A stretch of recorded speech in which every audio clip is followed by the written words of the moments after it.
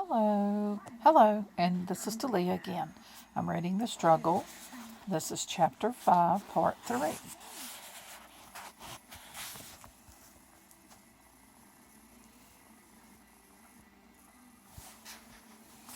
I can find out where I'm at. Okay, here we are. Then we can start to build our own relationship on trust. Now, who would like to go first? They stared at him. No one so much as moved an eyelash. Well, let's see. What about you? Still smiling, he gestured encouragingly to a pretty, fair-haired girl. Tell us your name and how you feel about what's happened.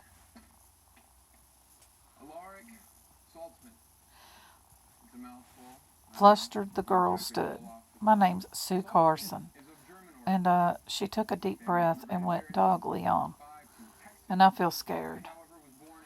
Because whoever this maniac is, he's still loose.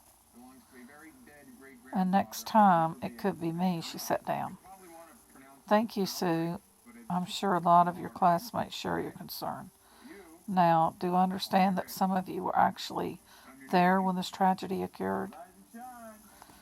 Desks creaked as students shifted uneasy, but Tyler Smallwood stood up, his lips drawing back from strong white teeth in a smile. Most of us were there, he said, and his eyes flickered toward Stephen. Elena could see the other people following his gaze. I got there right after Bonnie discovered the body. And what I feel is concern for the community. There's a dangerous killer on the streets, and so far nobody's done anything to stop him. And, he broke off. Elena wasn't sure how, but she felt Caroline had signaled him to do it. Caroline tossed back gleaming auburn hair and recrossed her long legs as Tyler took his seat again. Okay, thank you. So most of you were there. That makes it doubtfully hard. Can we hear from the person who actually found the body? Is Bonnie here? He looked around. Bonnie raised her hand slowly, then stood. I guess I discovered the body, she said. I was the first one. And the first person that he was really... I was the first person who knew that he was really dead and not just faking. Alaric Salzman looked slightly startled. Not just faking. Did he often fake being dead? There were titters, and he flashed the boy a smile again. Elena turned and glanced at Stephen, who was frowning. No, said Bonnie. You see, he was a sacrifice at the haunted house, so he was covered with blood. Anyway, only it was fake blood, and that was partly my fault, because he didn't want to put it on, and I told him he had to do it. He was supposed to be a bloody corpse, but he kept saying it was too messy, and it wasn't until Stephen came and argued with him she stopped.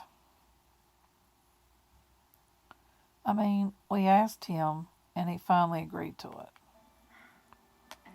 And then the haunted house started. And a little while later, I noticed that he wasn't setting up and scaring the kids like he was supposed to.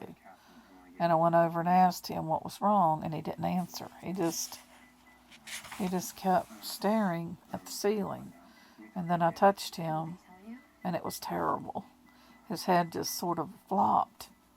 Bonnie's voice wavered and gave out, and she gulped. Lena was standing up, and so were Stephen and Matt and a few other people. Elena reached over to Bonnie. Bonnie, it's okay. Bonnie, don't. It's okay. And blood got all over my hands. There was blood everywhere. So much blood. She sniffed hysterically. Okay, time out. Alaric Salzman said, I'm sorry, I didn't mean to distress you so much, but I think you need to work through these feelings. Sometime in the future, it's clear that this has been a pretty devastating experience. He stood up and paced around the center of the circle, his hands opening and shutting nervously. Bonnie was still sniffing softly. I know, he said. The boyish smile came back full force. I'd like to get our student-teacher relationship off to a good start, away from this whole atmosphere. How about if you all come to my place this evening and we can talk informally? Maybe just get to know each other. Maybe talk about what happened. You can even bring a friend if you want. How about it? There was another 30 seconds or so of staring. Then someone said, Your place? Yes. Oh, I'm forgetting. Stupid of me. I'm staying at the Ramsey house on Magnolia Avenue.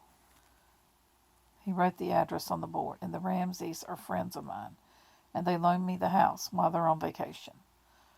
I came from Charlottesville, and your principal called me Friday to ask me if I could take over here. I jumped at the chance. This is my first real teaching job. Okay, so I'll continue, and the next part will be part 4.